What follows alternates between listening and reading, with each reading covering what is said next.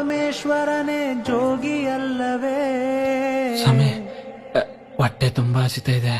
ಇಡ್ಲಿನೋ ದೋಸೆನೋ ಏನಾದ್ರೂ ಇದ್ರೆ ಕುಡಿ ಸ್ವಾಮಿ. ನಾವು ನೀವು ಯಾವ ಲೆಕ್ಕ ಉಳುಗಳಲ್ಲವೇ? ಇವ್ ತಟ್ಟೆಲ್ ಇಡ್ಲಿ ಇದ್ರೂನು ಅವನ್ ತಟ್ಟೆಲಿರೋ ದೋಸೆಗೆ ಆಸೆ ಪಡ್ತಾವನೆ. ಅವನ್ ತಟ್ಟೆಲ್ ದೋಸೆ ಇದ್ರೂನು ಇವನ್ ತಟ್ಟೆಲಿರೋ ಇಡ್ಲಿಗೆ ಆಸೆ ಪಡ್ತಾವನೆ. ಆದ್ರೆ ನಂತರ ಸಾವಿರಾರು ಭಿಕ್ಷುಕರು ಒಂದೊತ್ತು ಊಟಕ್ಕೆ ಎಷ್ಟು ಕಷ್ಟಪಡ್ತಾ ಇದೀವಿ ಗೊತ್ತೇನ್ರು? ಆಟೋ ಓಡ್ಸೋ ಕೆಲ್ಸ ಇದ್ರು ಇವನು, ಅವ್ನು ಓಡ್ಸೋ ಕಾರ್ ಕೆಲ್ಸದ ಮೇಲೆ ಆಸೆ ಪಡ್ತಾವನೆ. ಕಾರ್ ಓಡ್ಸೋ ಕೆಲ್ಸ ಇದ್ರು ಅವನು, ಇವನು ಓಡ್ಸೋ ಆಟೋ ಕೆಲ್ಸದ ಮೇಲೆ ಆಸೆ ಪಡ್ತಾವನೆ. ಆದ್ರೆ ಏನು ಕೆಲ್ಸ ಇಲ್ದೆ ಒಂದೊಂದು ರೂಪಾಯಿಗೂ ಬೀದಿ ಸುತ್ತಾ ಇರೋ ನಂತರ ಸಾವಿರಾರು ಜನ ಇದ್ದಾರೆ. ಅದು ಗೊತ್ತೇನ್ರೋ? ಅದು ಗೊತ್ತಾ? ನಿಮ್ ಹತ್ರ ಇರೋದ್ರಲ್ಲಿ ಖುಷಿ ಪಡ್ರೋ, ಅದು ಬಿಟ್ಟು ಅವನ ಹತ್ರ ಇರೋದು ನಿಮಗ್ ಸಿಕ್ಕಿಲ್ವಲ್ಲ ಅಂತ ಕೊರಗ್ತಿರಲ್ಲೋ ಅವಿವೇಕಿಗಳ. ನಾಚಿಕೆ ಆಗಲ್ವಾ ನಿಮ್ಗೆ? ನಿಮ್ಮಿಬ್ಬರ ಕಥೆನೂ ಇದೆ ಕಣ್ರೋ. ಅರೇಂಜ್ ಮ್ಯಾರೇಜ್ ಆಗಿರೋ ನೀನು ಇವನಾಗಿರೋ ಲವ್ ಮ್ಯಾರೇಜ್ ಮೇಲೆ ಆಸೆ ಪಡ್ತಾ ಇದ್ಯಾ. ಲವ್ ಮ್ಯಾರೇಜ್ ಆಗಿರೋ ಇವನು ನೀನಾಗಿರೋ ಅರೇಂಜ್ ಮ್ಯಾರೇಜ್ ಮೇಲೆ ಆಸೆ ಪಡ್ತಾವನೆ. ಆದ್ರೆ ಮದುವೆ ಯೋಗ ಹೇಳ್ದೇ ಇರೋ ಅದೆಷ್ಟು ಜನ ಈ ಪ್ರಪಂಚದಲ್ಲಿದ್ದಾರೆ ಗೊತ್ತೇನ್ರ ನಿಮ್ಗೆ?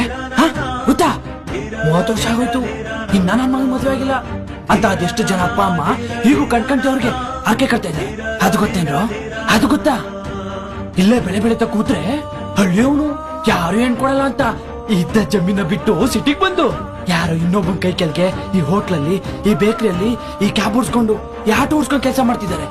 ಅದು ಗೊತ್ತೇನ್ರೋ?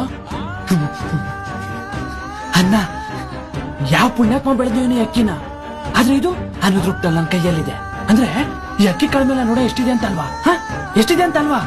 ಹಂಗೆ ಈ ಪ್ರಪಂಚದಲ್ಲಿ ಕೋಟಿ ಹೆಣ್ಮಕ್ಳಿದ್ದಾರೆ. ಯಾರು ಒಬ್ರು ಬಂದು ನಿಮ್ ಕೈ ಹಿಡಿತಾರೆ ಅಂದ್ರೆ ಆ ಹೆಣ್ಮಗು ಮೇಲೆ ನಿಮ್ಮ ಋಣ ಎಷ್ಟಿದೆ ಅಂತಲ್ವಾ? ಈ ಜನ್ಮದಲ್ಲಿ ನಿಮಗ್ ಬುದ್ಧಿ ಬರಲ್ಲ.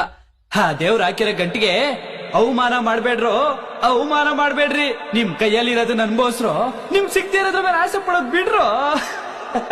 ಹೆಣ್ಣು ಮಣ್ಣೆಲ್ಲ ಬೆಳೆ ಬಂದಂತೆ ನಮ್ ಋಣ ಇದ್ದಷ್ಟೇ. ಒಂದ್ ಹೆಣ್ಣಿನ ಋಣ ಸಿಗಬೇಕಂದ್ರೆ ನಾವ್ 7 ಜನ್ಮದ ಪುಣ್ಯ ಮಾಡಿರ್ಬೇಕಂತೆ.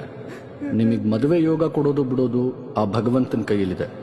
ಕೊಟ್ಟ ಮೇಲೆ ಅದನ್ನ ಕೊನೆವರೆಗೂ ಉಳಿಸ್ಕೊಳ್ಳೋದು ನಿಮ್ ಕೈಲಿದೆ. ನಿಮ್ಗೆ ಸಿಕ್ಕಿರೋದನ್ನ ಅನುಭವಿಸಿ, ಸಿಗದೆ ಇರೋದ್ರ ಮೇಲೆ ಯಾವತ್ತೂ ಆಸೆ ಪಡಬೇಡಿ.